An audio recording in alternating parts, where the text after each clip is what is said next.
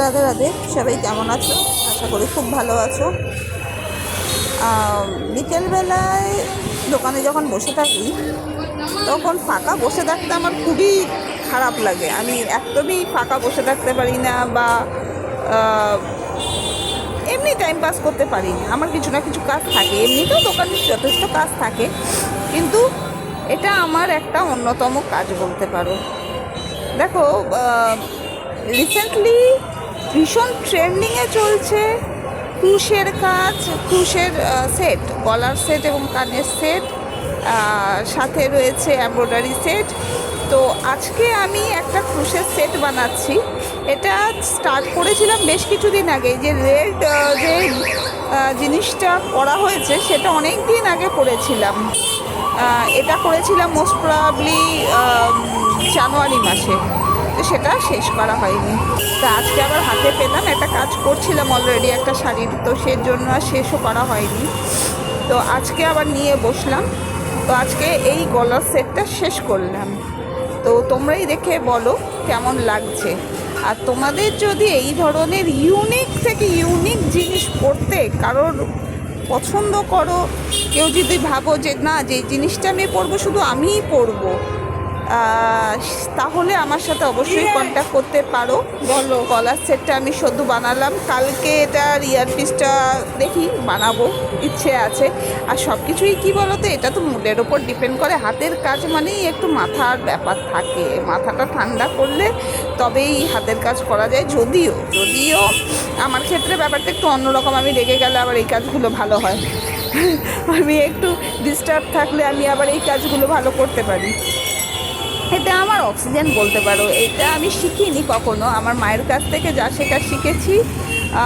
মা খুব ভালো সেলাই করতেন, ক্রুশের কাজ করতেন, দুকাটার কাজ করতেন। দুকাটার কাজটা আমি খুব একটা ভালো না পারলেও ক্রুশের কাজটা মোটামুটি একটু পারি, আর সুতোর কাজ একটু পারি। তো সেইগুলো নিয়েই চেষ্টা করি যাতে একটা কিছু তৈরি করা যায়। তো এটা সম্পূর্ণ মায়ের কাছ থেকে শেখা, মায়ের থেকে পাওয়া। আমি আদার্স কোনো কোর্স করিনি, আর বাদবাকিটা নিজের আইডিয়া থেকে করা। তো দেখো তোমাদের কেমন লাগছে। সম্পূর্ণ কুশের দিয়ে করা, সম্পূর্ণ কুশ দিয়ে করা ডিজাইনটা আমি এরপরে দেখাচ্ছি কেমন হয়েছে, তোমরা জানাও। আর তোমাদের যদি কারোর মনে হয় যে কোনো কালার কম্বিনেশন করে কাস্টমাইজ করবে, অবশ্যই সেটা করতে পারবে। এটা একটা সেটের ওপর করলাম, দেখতেই পাচ্ছ। এটা চোকার ঠিক হবে না, ঝুলানোই থাকবে। যেরকম এটা করাটা খুব ডিফিকাল্ট, এটা করাটা সত্যিই খুব ডিফিকাল্ট। কারণ কি, এই ছোট ছোট যে হোলগুলো রয়েছে, সেই হোলের মধ্যে থেকে ক্রুশ ঢুকিয়ে এই সুতোর কাজ করায় সত্যিই খুব ডিফিকাল্ট। অনেক সময় লাগে, অনেক সময়ের সাপেক্ষ।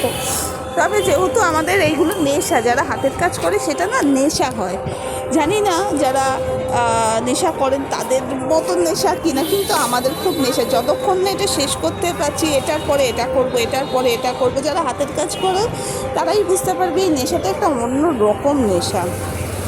যতক্ষণ না শেষ হচ্ছে ততক্ষণ রীতিমতন মানে কি বলবো, শান্তি পাওয়া যায় না, রাতের ঘুমও হয় না। ও আবার অতখানি রয়ে গেছে, ওটা তাহলে এটা করব, ওটা করব, এটা নিয়ে একটা জল্পনা কল্পনা ভাবনা চিন্তা থেকেই যায়। তো যাই হোক, কেউ যদি কাস্টমাইজ করতে চাও অবশ্যই তুমি করতে পারো।